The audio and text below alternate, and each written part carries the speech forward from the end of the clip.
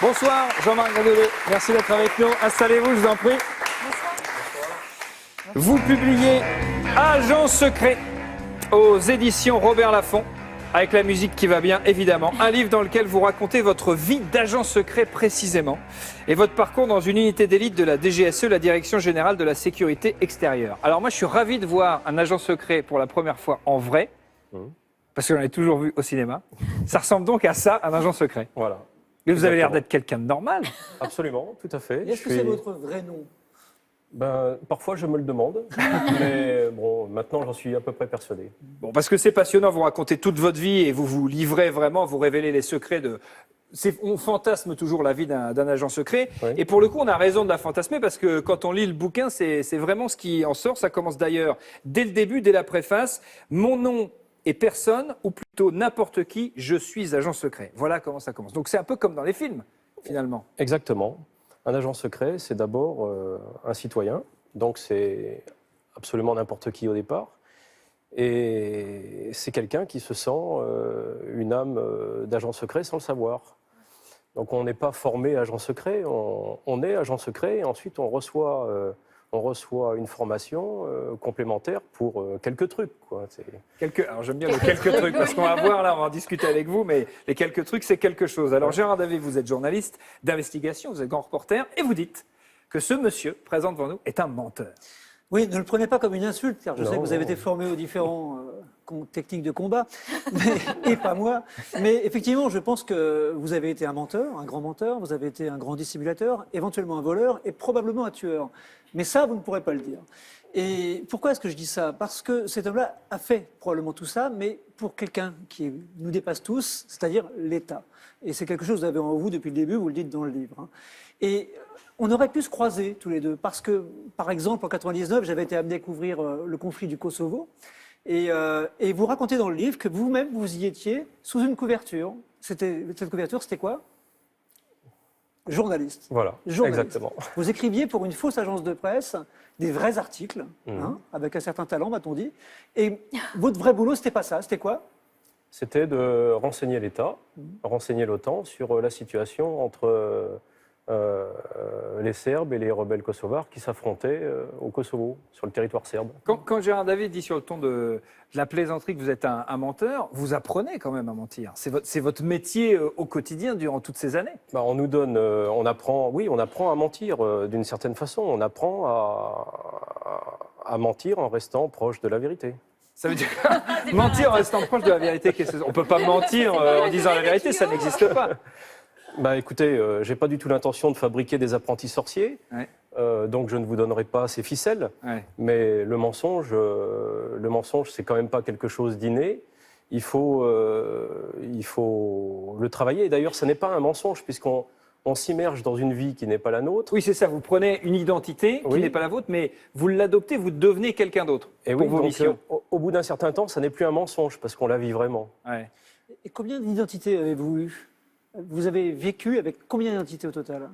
Bon, j'en ai préparé 4, si mes souvenirs sont bons. Des identités fictives, des légendes. Des légendes. Voilà. Des légendes, ah oui, alors il y a cette série qui passait sur Canal d'ailleurs qui était formidable, le Bureau des légendes, où on donne plein d'éléments pour habiter la personnalité et la vie de quelqu'un d'autre. Comment ça se passe? Ça se passe bien la plupart du temps, mais ça prend énormément de temps, puisque s'inviter dans la vie de quelqu'un d'autre qui n'existe pas, ça nécessite tout un tas de choses, ça nécessite du temps, du travail, ça nécessite beaucoup de mémoire, de la persévérance, ça nécessite de se trouver un appartement, par exemple, dans un quartier qu'on ne connaît pas et qu'on découvre. S'inventer des amis, s'inventer des relations, s'inventer une On ne les invente histoire. pas, puisqu'on les a vraiment. Oui, se les crée. C'est incroyable. En fait, on est toujours dans cette limite-là. Et vous arrivez de croiser vos différentes identités, de vous tromper en quelque sorte, justement?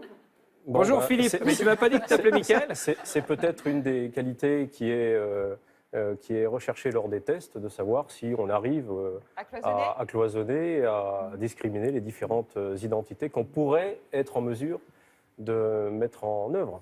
Mais ceci dit, vous vous êtes trompé tout à l'heure quand vous avez dit qu'on est au service de l'État, mais pas seulement.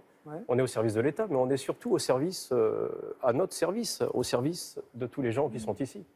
pour que cet État et tous ces gens puissent vivre l'art de vivre qu'on a décidé depuis très longtemps dans notre pays et qu'on a bien l'intention de défendre. Alors, vous habitez tellement des personnages ou des nouvelles identités que même lorsque vous êtes décoré de la Légion d'honneur, vous êtes déguisé. Alors, on va voir cette image qui est fascinante. Vous êtes à la droite de l'écran, c'est vous avec la moustache et les lunettes face au président Chirac.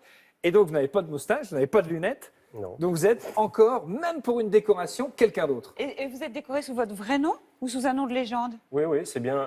À cette époque, c'est le capitaine Gadoulet qui est décoré à l'Élysée. Et comme j'avais encore un certain avenir au service action, on ne voulait pas tout de suite dévoiler mon profil de façon à pouvoir m'utiliser encore un peu ailleurs, quoi. Alors, vous pouvez réagir sur le compte Twitter de l'émission, #Actuality, et on a un tweet d'un téléspectateur qui nous demande si vous prenez des cours d'acteur studio. Est-ce que les agents secrets prennent des cours d'acteur studio? Est-ce qu'on vous apprend à être quelqu'un d'autre et à vous faire passer pour quelqu'un d'autre? Non, ça peut peut-être surprendre, mais on n'apprend rien dans ce domaine-là.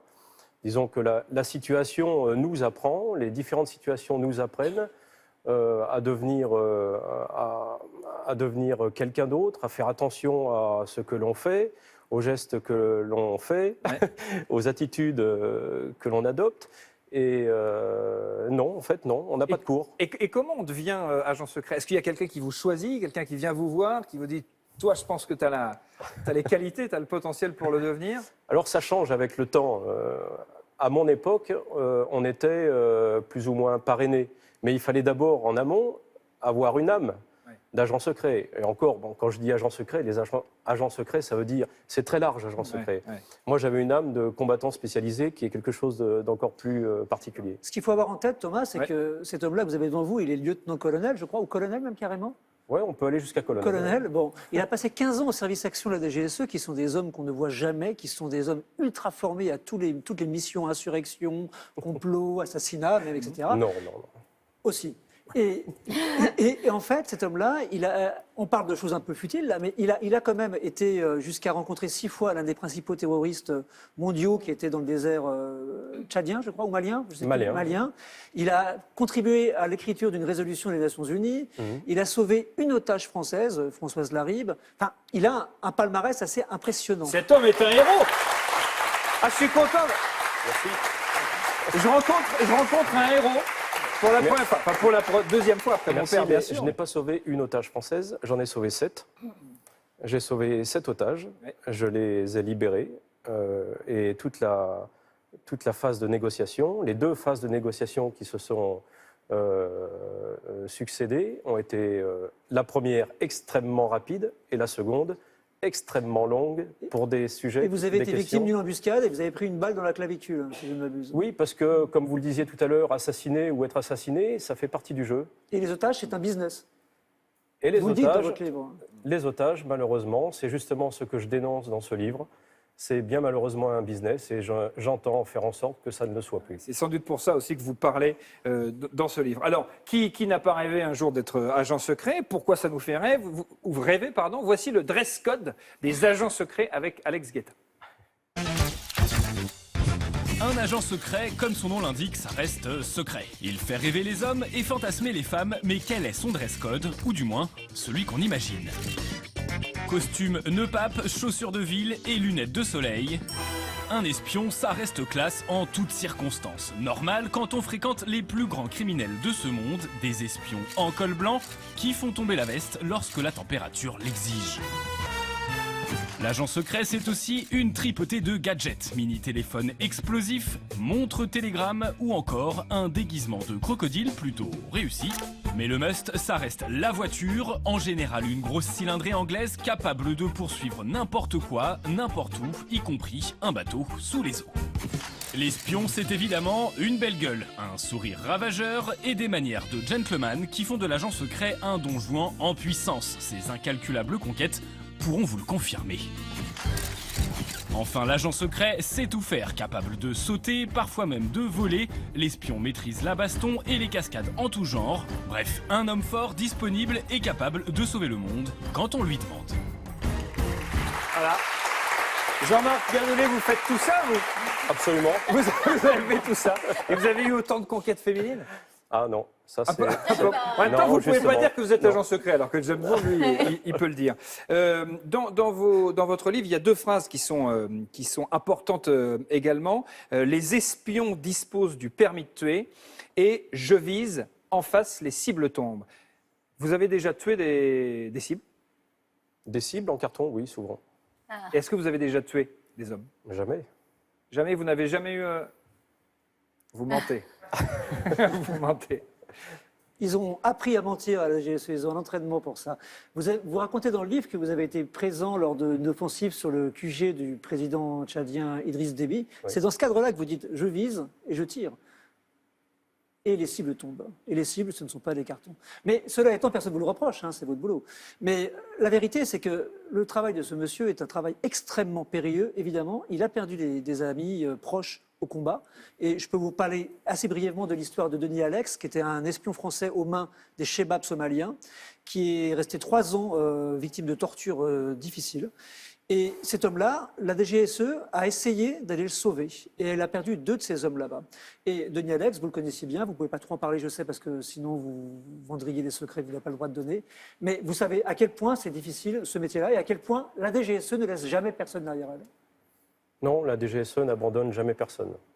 Même quand elle n'est pas d'accord avec certains de ses agents, comme moi par exemple, parce que évidemment elle n'est pas du tout d'accord avec ma décision de sortir ce livre. Malgré tout... Vous avez reçu des pressions? De la DGSE, non. Oui. Des pressions, des menaces, des intimidations et des tentatives d'assassinat, oui. Mais d'autre part. On a encore un tweet d'un téléspectateur qui nous pose cette question intéressante également. Est-ce que les agents peuvent devenir schizophrènes? Est-ce que vous, parfois, à un moment de votre carrière, vous êtes un peu perdu, vous demandiez qui vous étiez finalement? Schizophrène, non. C'est-à-dire que quand vous vous plongez dans la vie de quelqu'un qui est une fabrication et que vous y plongez tellement que vous finissez par adopter sa vie, que vous lui créez des amis, que vous les côtoyez, que vous lui créez des habitudes, que vous vivez sous une identité qui n'est pas la vôtre et que vous la répétez chaque jour en entendant votre nom, votre faux nom, qui au bout d'un certain temps devient une sorte de vrai nom. Lorsque la mission s'arrête, eh bien, il n'est pas rare que les gens qui sont concernés par ces situations, en rentrant chez eux, au réveil par exemple, se demandent s'ils sont toujours Pierre, Paul ou Jacques. Incroyable, ça. Et aujourd'hui, vous savez exactement qui vous êtes? Oui, là, je crois savoir, oui. Et si vous devez vous demander de choisir entre ces 4 agents secrets, quel agent secret vous choisiriez? Si il y avait OSS 117, Daniel Craig, James Bond, l'inspecteur Gadget ou Jason Bourne? Ah, sans hésitation, OSS 117. Ah, c'est vrai? Oui. L'humour et la classe et l'élégance. Merci beaucoup, Jean-Marc Gardoulet.